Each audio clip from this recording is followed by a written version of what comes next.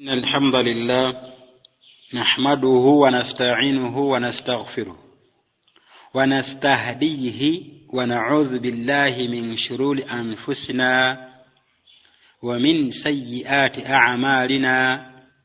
من يهده الله فلا مضل له ومن يضلل فلا هادي له. وأشهد أن لا إله إلا الله وحده لا شريك له له الملك وله الحمد وهو على كل شيء قدير.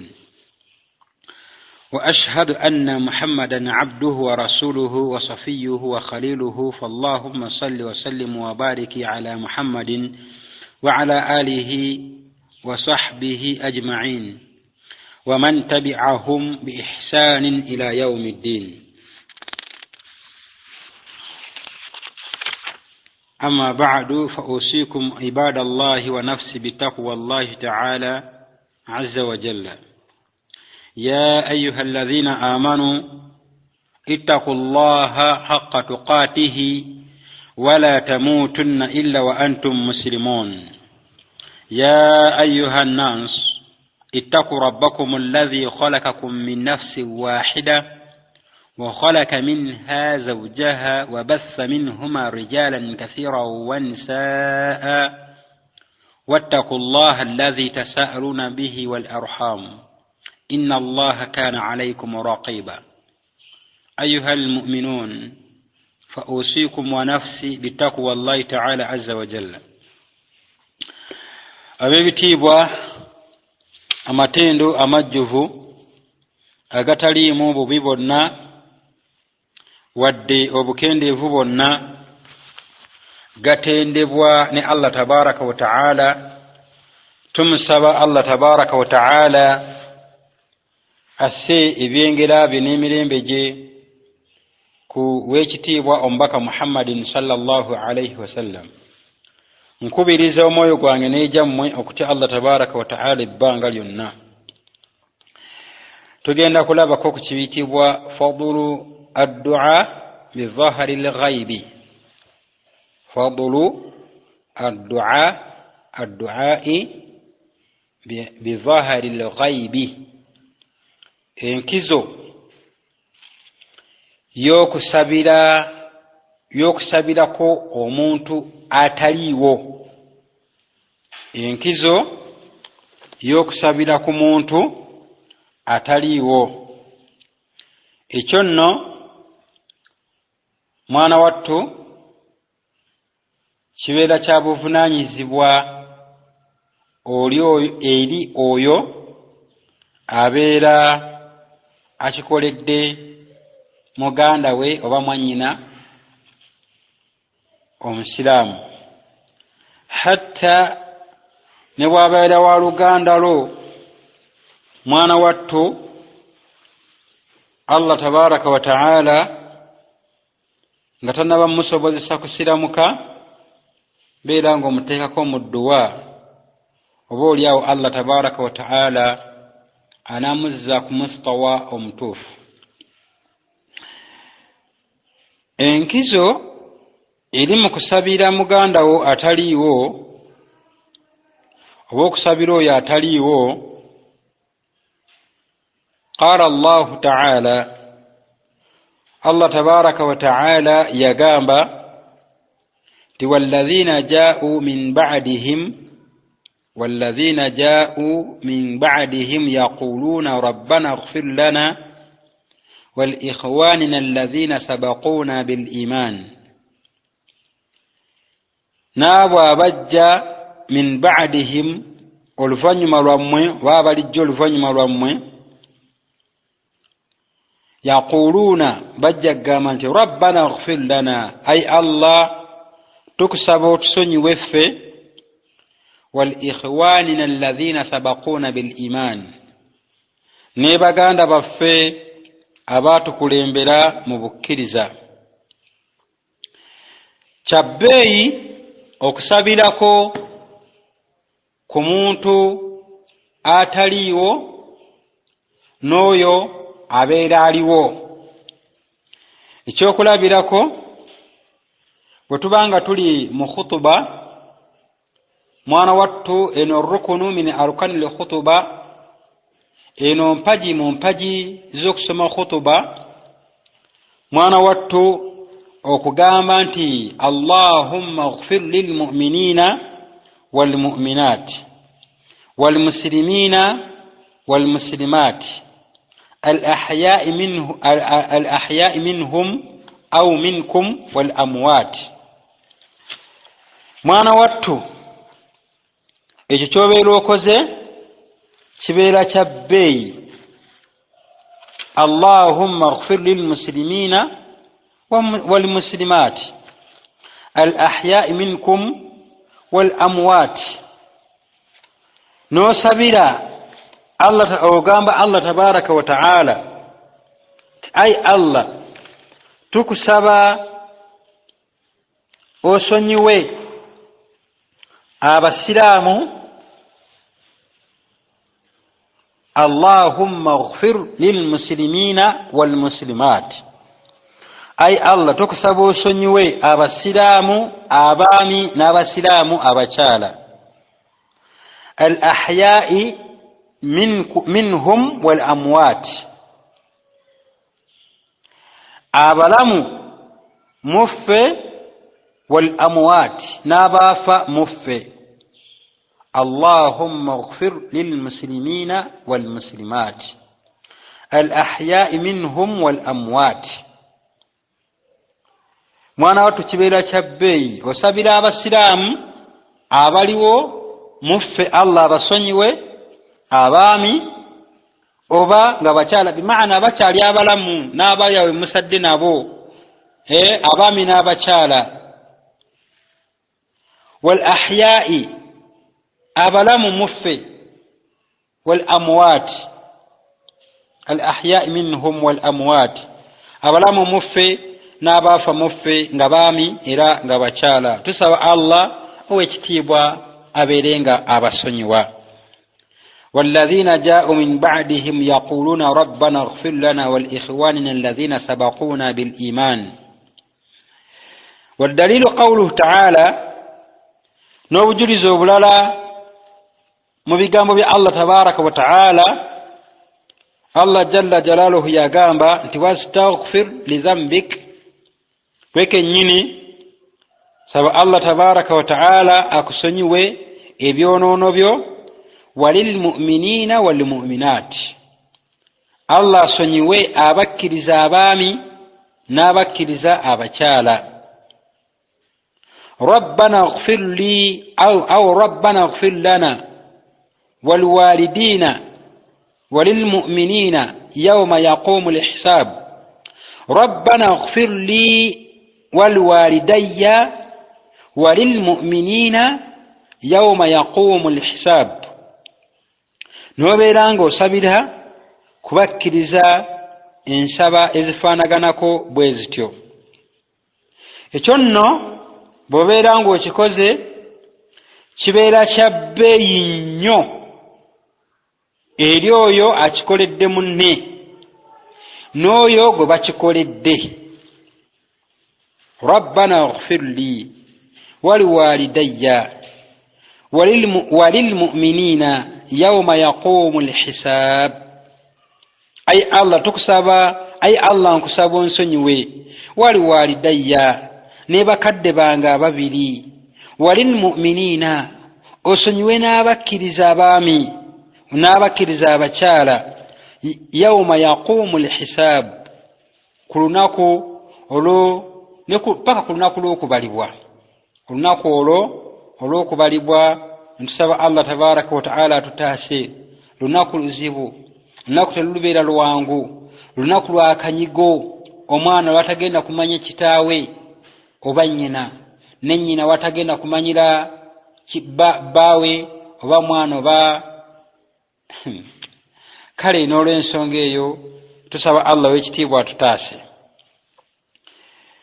وعن أبي درداء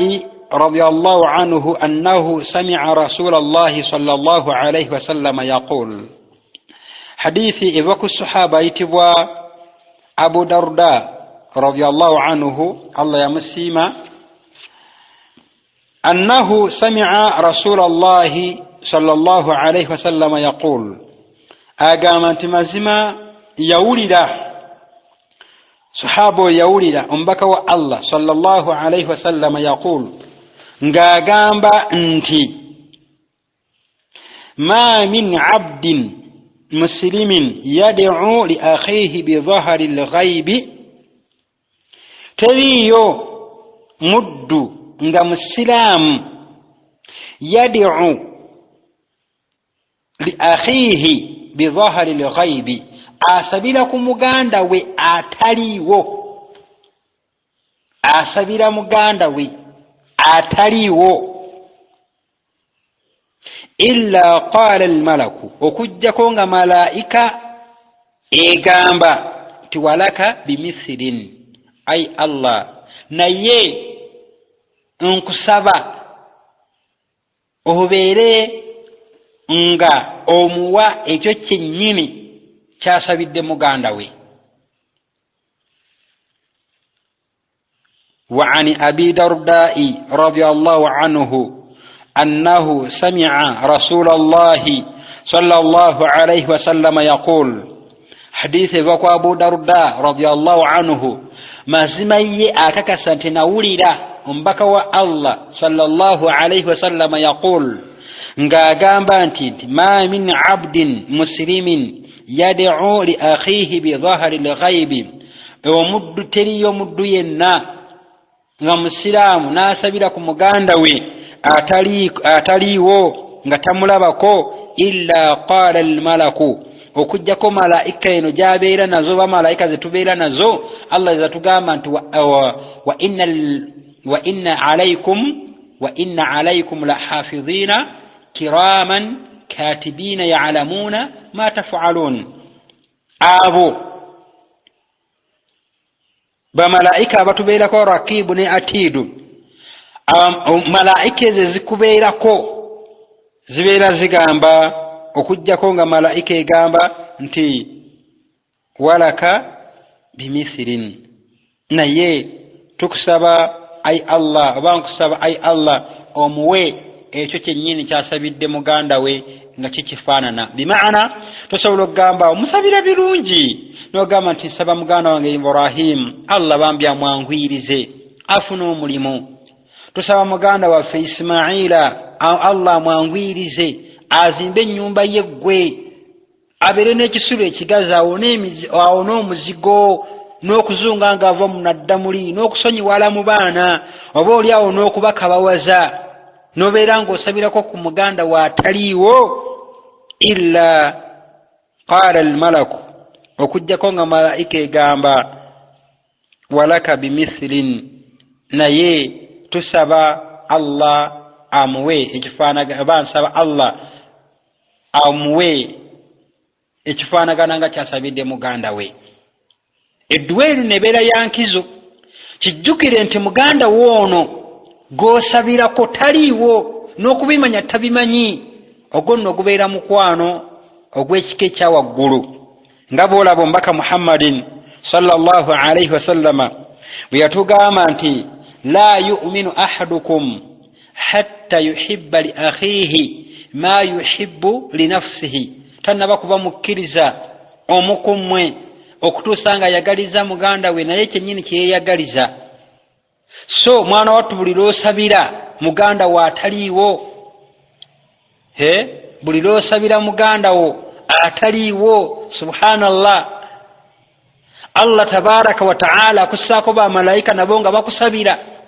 ng'ate eddwa y'abamalayika tebeera najjiji kijjukire bote bali maasum tebasobya Allah we yabassa Allah yagamba nti la ya'asuna Allah ma amarahum wa yaf'aluna ma yu'marun tebasobyangako ku Allah bukyanga babeerawo wa yaf'aluna ma yu'marun bakola ekyo Allah tabaraka wa ta'ala kyabeera abalagidde bo tebaliimu nti ate simanya gundi bambi ate bikilla okulekanga n'okusaasira okwo Allah tabaraka wa ta'ala kwa yabeera abakase bakusaasire nyaga nti wuuyo mukwata okole kino bakola ekyo nga la tubali nga tebafuddeeyo ku kiki kigenda kuddirira bo batuukiriza biragiro bya mukama waabwe Allah. naye olwaleero ojja kusiŋŋaana baganda baffe olusinga bw'alaba muganda we kaalina naye n'akwatibwa ensaalwa nayagala we kamuveeko maalakum.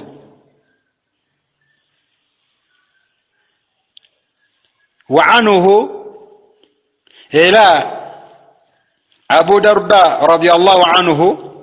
agamba nti anna rasulallahi sallallahu alayhi wasallama kana yaqul, mazima omubaka wa Allah sallallahu alayhi wasallama kana yaqul, yalinga agamba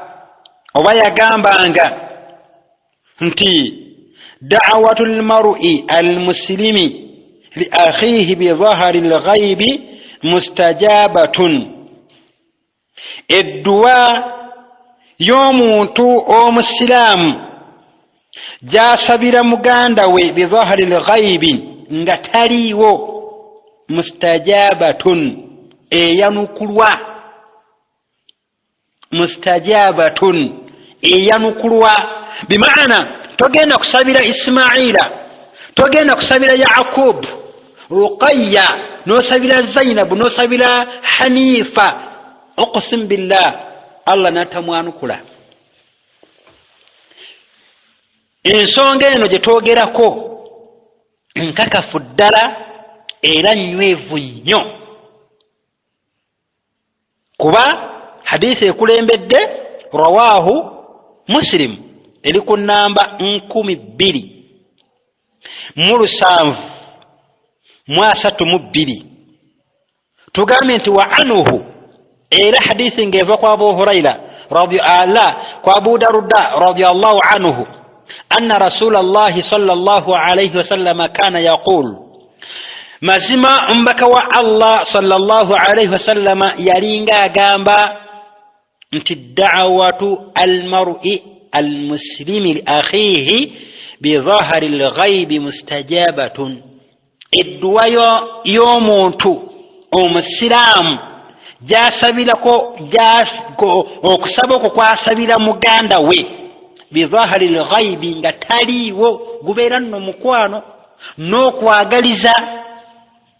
n'osabira ku muganda wa taliiwo, mustajabatun, edduwayo oba okusaba okwo kwosabidde muganda wo bi dhahari al-ghaibi nga taliiwo, mustajabatun, mwana wattu okusaba okwo kwosaba kwanukulwa. inda ra'sihi malakun, ku mutwego oba woobeera obeerako ne malaika, muwakkalun, inda ra'sihi malakun muwakkalun, obeerako ne malaika zino ezikutambulirako, ezikutambulirako oba malaika eno ekutambulirako. kullama daa li akhihi bi khairin, buli lw'osabira muganda we ekirungi, kullama daa li akhihi bi khairin, buli lw'osabira muganda we ekirungi. qala al-malaku, malaika egamba, qala al-malaku al-muwakkalu bihi, ene ekutambulirako, malaika ono akutambulirako abeera agamba nti amin, emini sanega nti ai Allah kkiriza, ai Allah yanukula, walaka bimithirin, naye omuwe ekyo kyennyini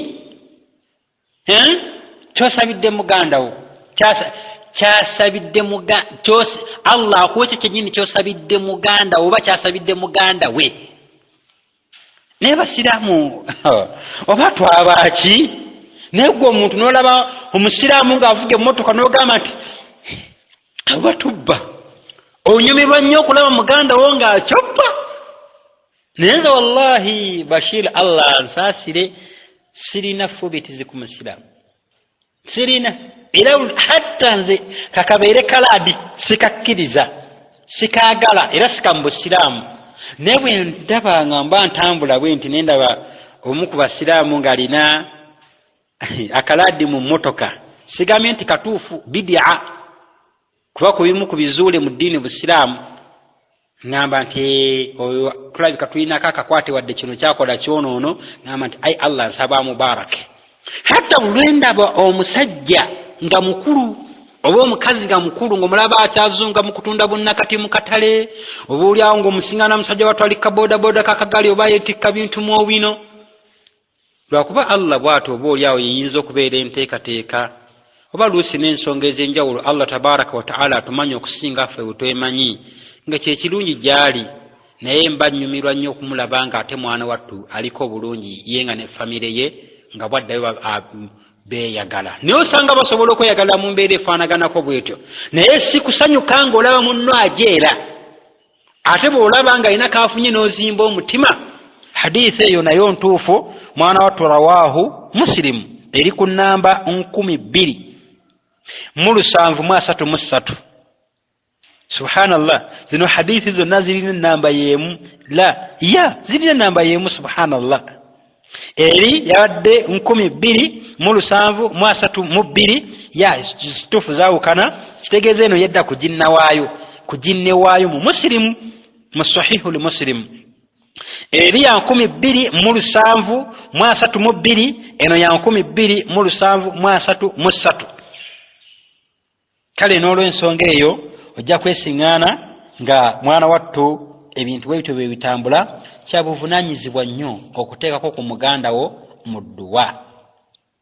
Allahumma ighfir lilmuslimina walmuslimat al-ahya'i minhum wal amwat نقال ربنا آتنا في الدنيا حسنة وفي الآخرة حسنة وقنا عذاب النار نتشنو بالصحابة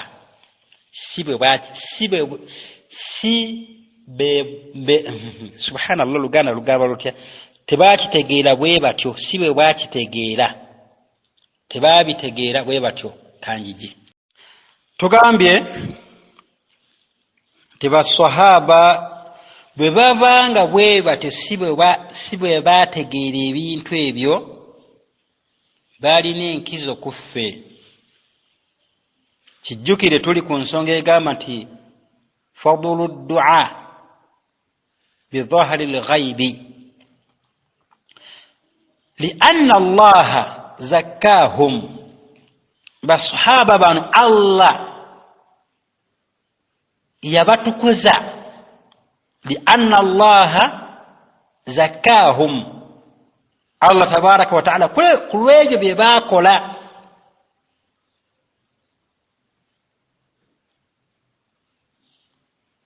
ku lw'ebyo bye baakola mukubeera nga mwana wattu balina bye bakoze Allah n'abyagala era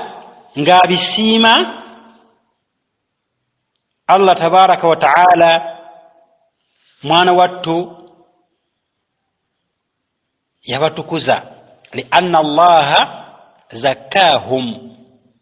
olw'ensonga oluvannyuma lwa Allah tabaraka wa ta'ala okubatukuza obanga Allah okubeera nga batukuza baakola emirimu emituufu baakola emirimu nga mirungi ate era nga mituufu nga tebalina fubitizi nge na bukyayi na butaagaliza ku baganda baabwe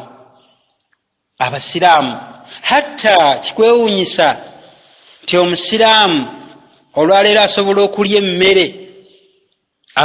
emmere omusiraamu n'asula kasasiro naye nga muganda we omusiraamu okimanyi nti asiiba njala n'agisula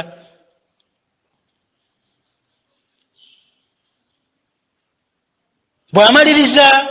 okubeera nga ekyo bwatyo bwakikoze n'agamba nti abo basiru tebaagala kukola nga luwo omu ku basiraamu yagamba nti mwe baseeka manyi mwasirwala mwagala kubawa buwi mulinga nga bakazi omusiraamu ne mugamba gwe okakasa abasiraamu baseeka babawa buwi balinga nga bakazi hatta yakigamba nze kennyini omanyi gwe mwabaseeka mwagala kubawa buwi mulinga nga bakazi n'ogamba nti kati mujega gwe obuwalimu tebakikulimba wallahi obuwalimu tebukolebwa mwavu obuwalimu mpozi ngogenda kugetta bugezi nga bana basoma ziwaki azi yasini bwe batyo simanya basoma buchobo obutabotabo basoma nga bali kubutalakaini nga bali kugundi kuntana nga bazula mu ddiini mpozi nga byogenda okugira moto nolimba nolwaero ogenda n'ogula sharuhu ya riyadhi salihin emitwalo 18 mijalladi mukaaga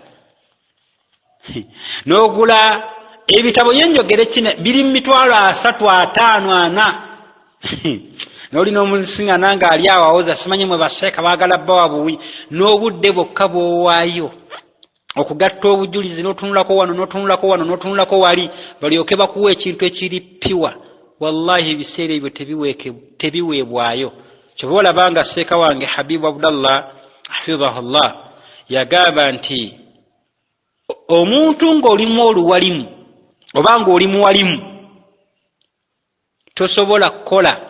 nsimbi newenkanankana n'oyo atali muwalimu ate nga wallahi wekiri kubona atali muwalimu awalan yetafaayo oba haramu oba halali yatwala butwazi ayinza obutafaayo naye gwe obeera ng'oli muwalimu oyinza okukola ng'okola halaliwo ova ogenda kusomesa abasiraamu olina okuwaayo obudde obw'okuraja ebitabo wa ghairi dhalik nebba mwana wattu basahaba beerumirirwanga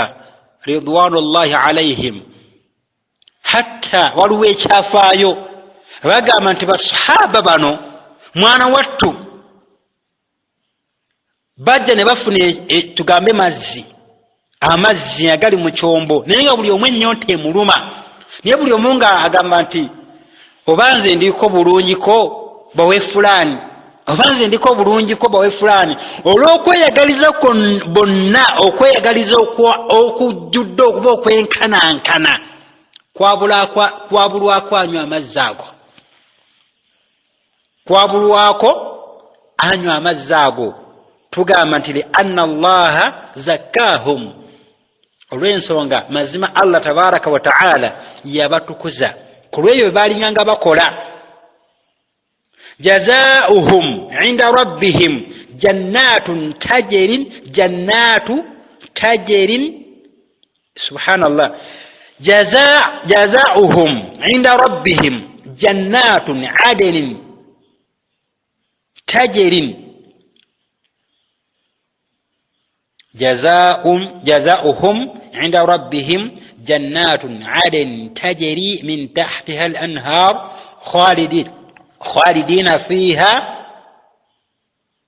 أبدا رضي الله عنهم ورضوا عنه ذلك لمن خشي ربه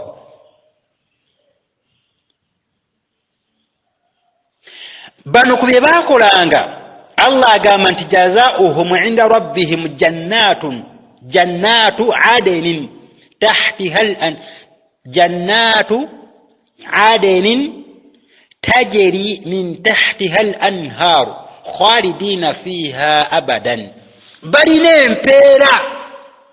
إوام كما وابو الله إنغا جنات يجنا عدن انتبين كفو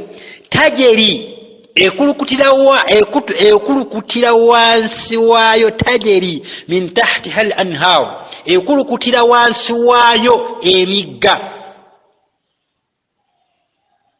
khalidina fiha abadan bakubeera mu yo khalidina fiha abadan bakubeera mu yo olubeerera babugendelevu na bugendelevu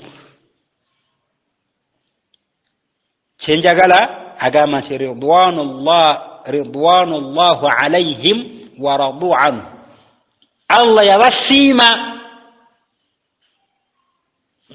basahaba radiyallahu anhu wa radu anhu radiyallahu anhum wa radu anhu Allah yabasiima nabo ne basiima ذلك لمن خشي ربه ذلك لمن خشي ربه okonno alikhashiya balina eddala ery'okuntikko ery'okutya Allah subhanahu wa ta'ala kulweyo bebakola lianna allaha zakkahum allah n'abatukuza liannahum ahalul lisani olw'ensonga baali bannannyini lulimi oluwarabu nga balutegeera bulungi era kye bataategeeranga baakibuuzanga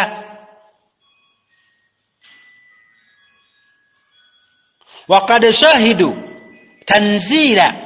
baaliwo ddala nga qur'ani ekka baaliwo nga qur'ani ekka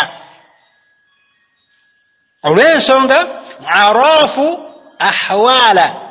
man nazala fihim alqur'an bamanya nti aya eno oba essuula eno esse lwa nsonga ki era esse ku baani mathalan nga allah tabaraka wa taala yagamba nti qul ya ayuha alkafirun la a'budu ma ta'budun wala antum 'abiduna ma a'budu wala ana 'abidun ma 'abadtum ولا أنتم عابدون ما أعبد لكم دينكم ولي دين قل يا أيها الكافرون لا أعبد ما تعبدون ولا أنتم عابدون ما أعبد ولا أنا عابد ما عبدتم ولا أنتم عابدون ما أعبد لكم دينكم ولي دين باما يبيككو باني nga babamanyi Abu Lahabi baani wa ghairi dhalik tabbat yada Abi Lahabi wa tab paka nga bamanyi nti esse ku bano lianna allaha zakkahum allah mazima yabatukuza liannahum ahalul lisan tebakoma kwekyo baali bannannyini lulimi yenkizo nno eri ku basahaba waqad shahidu tanziila baaliwo nga qur'ani enekka yakkanga balaba nga weebali mubo mwe muli bakuttaabu alwahyu abawandiikanga obuti babubaka عرفوا أحوال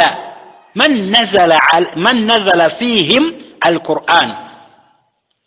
بامنيا insonga ki jibaita asbab zoyinza kuyita sababu nuzul oba asbabu nuzul nga bamanyi lwaki esse kubaani lwaki aya enesoba lwaki essuula enesse nga babimanyi oba oliawo ekitali kuffe ndoza kyetuva tukola ekyenyume kyekyo nolaba muganda wo n'owulira nga ofa olw'okuba alina akalungi kaalina nolaba ng'oyagala kamuveeko walisalamatihim min albidai era abantu bano bawona ne babeera nga mwana wattu tebazuula mu ddiini busiraamu teriyo sahaba n'ogumunda bid'a nga ahlul bidai sahaba taliyo n'omu baliko n'ekigambo ekinene ti radiyallahu anhum wa radu anhu allah yabasiima nabo ne basiima dhalika liman khashiya rabbah alikhashiya ddala eryokuntikko walisalamatihim min albidai abantu bano bawona tebagatta ku allah amin tebazula mu ddiini busiraamu ma tarakahu rasulullahi sallallahu alayhi wasallama maa qiyami lmuqtada wa intifai lmanii fatarukuhu huwa sunna wa filuhu huwa bid'a ma tarakahu رسول الله صلى الله عليه وسلم مع قيام المقتضى وانتفاع المانع فتركه هو سنة وفعله هو بدعة. olwaleero ojja kusiŋŋaana nga waliwo ebintu omubaka byaleka n'atabikola nga tiwaliwo obusobozi nga tiwaliwo kyali kimugaana bikola nga obusobozi yali abulina naye omubaka n'abireka n'atabikola. Tukugamba nti kikakutanda bo Allah bwakuyambako n'okireka ekyo omubaka kyeyaleka ne basahaba nga tebakikolako n'okireka kuba olwaleero tekisoboka kufuuka ddiini busiraamu la abadan. N'okireka n'otagatta ku Allah n'otazuula mu ddiini busiraamu mu ddiini ya Allah tabaraka wa ta'ala yagamba nti alyawma akmaltu lakum dinakum wa atmamtu alaykum ni'mati wa raditu lakum al-islam diina. N'okireka n'otakikola nga n'omubaka teyakikolako ne basahaba nga tebakikola nga ekyo kye baawona abasahaba nawe ojja kubeera owonye, ojja kubeera oli ku nkola yennyini ey'omubaka Muhammadin sallallahu alayhi wasallam. Ate oyo wekatanda fatarukuhu huwa sunna wa fi'luhu huwa bid'a. Ekakutanda n'okikola ojja kubeera ozudde mu ddiini w'Isiraamu. Mitawaana minene gy'obeera weesombedde.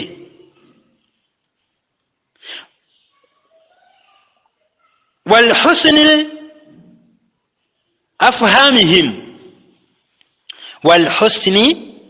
afhamihim balina n'entegeera ennungi, balina obwongo obwogiwavu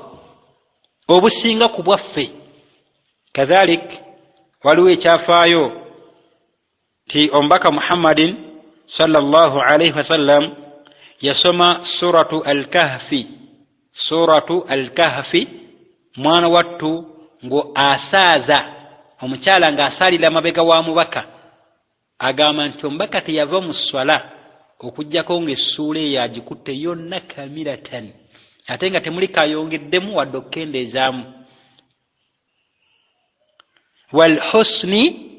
afhamihim, enkizo neri ku basahaba etali kuffe gye batulinako amaama rabbuna.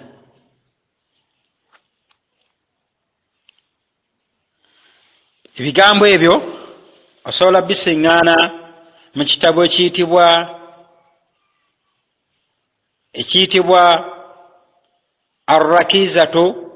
fi usuli tafsiri kya mumanya ayitibwa Muhammad ibn Abdul Aziz al-Khudairi mwana wattu ojja kubisinkanamu ebigambo ebyo.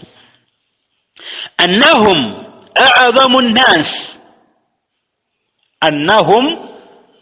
kubanga mazima basahaba abo a'zamu nnas taqwa Allahi au taqwa. Annahum a'zamu nnas taqwa wa salah. Basahaba be basinga abantu okutya Allah, be baali basinga abantu okutya Allah subhanahu wa ta'ala wa salah n'okulongoosa emirimu gyabwe.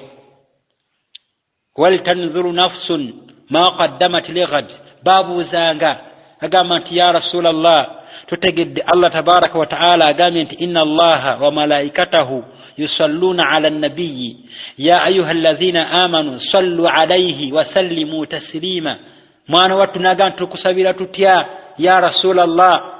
mbaka kyava agamba nti qulu, mugambenga, so si if'alu, mukole.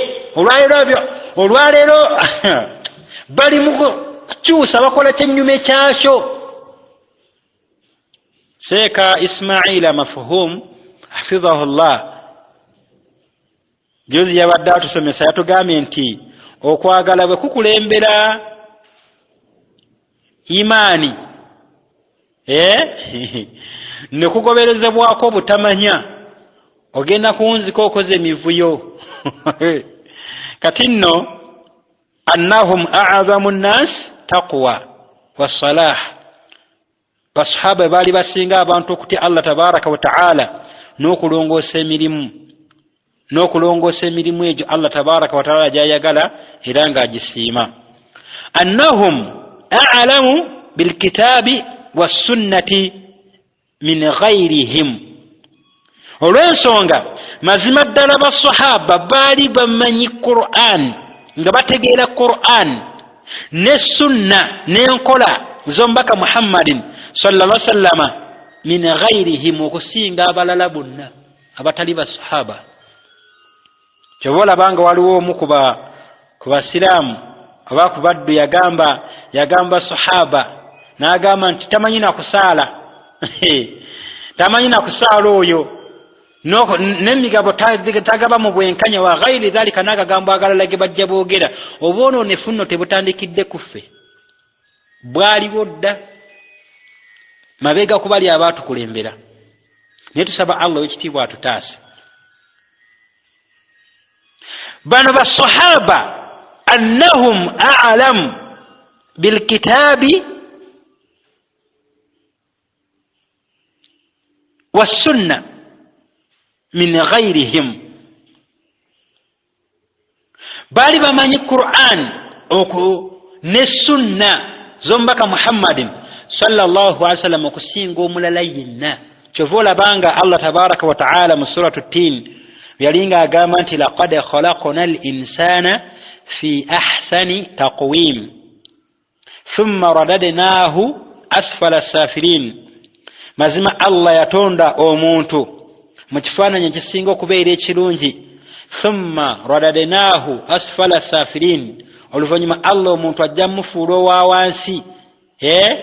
Abdullahi ibn Abbas radiyallahu ta'ala anhuma yagamba nti qawluhu Allah ta'ala thumma radadnahu asfala safilin, ekigambo ekyo Allah tabaraka wa taala kyagamba nti thumma radadnahu asfala safilin, Allah omuntu agenda mufuula wa wansi, oluvannyuma mufuula wa wansi mukiri ekifaananyi kyeyamutonderamu nga kirungi, oluvannyuma n'amufuula wa wansi. Yagamba nti ayinnaaru, kitegeeza muliro. Ojja kusuulibwa mu kyoto musiraamu ebbanga ly'onoomala nga teweekomyeko mu kusala birivu byo, nga teweekomyeko mu kwesa mpale zo, nga teweekomyeko ku bwenzi bwo, nga teweekomyeko kugeyako, nga teweekomyeko mu kwebagala amazambi amanene wadde tegakujja mu busiraamu oluusi, naye mwana wattu gye gakulaza si walungi. Tumaliriza tugamba nti annahum a'lamu bil'arabiyyati min ghayrihim. N'enkizo basahaba gye batulinako mwana wattu olw'ensonga annahum a'lamu bil'arabiyyati min ghayrihim, baali bamanyi Oluwarabu okusinga abalala bonna. Naye ate olaba lwaki wali waggulu twagambye nti liannahum ahlul lisan wa qad shahidu tanzila, nga bwolabye etteeka liri lye tuleese. Allah agambye nti inna Allaha wa malaikatahu yusalluna ala nabiyyi ya ayuha alladhina amanu sallu alayhi wa sallimu taslima. Naga ya Rasulullah tukusabire tutya, ekitegeeza nti enkizo gye baalina bo bennyini baaliwo nga Qur'an yekka, era ne bamanya essekubaani tuli ffenna, naye nga tenegwekkako yennyini. Waali nga bamubuuza nti ya Rasulullah tukikole tutya, omubaka n'abalungamyanga nti qulu, mugambenga Allahumma salli ala Muhammad wa ala ali Muhammad kama sallaita ala Ibrahim wa ala ali Ibrahim innaka hamidul majid. Naye mwana wattu kivola banga omubaka Muhammadin sallallahu alaihi wasallam hadithi ya Abu Hurairah radiyallahu ta'ala anhu yayimirira n'agamba nti inna Allaha, n'agamba nti ijtanibu sab'al mubiqat, mwewale amazambi omusanvu agazikiriza qaalu basahaba ne bamugamba nti wama hunna ya rasulallah gegaliwa twogere ki tuleke ki bingi kale wa barakallahu fikum wa jazakumullahu khaira. Assalamu alaikum wa rahmatullahi wa barakatuh. Bashir Sembatya, Abu Abdul Bastu al-Bayhaqi, wa as'ada Allahu awqatakum bikulli khair.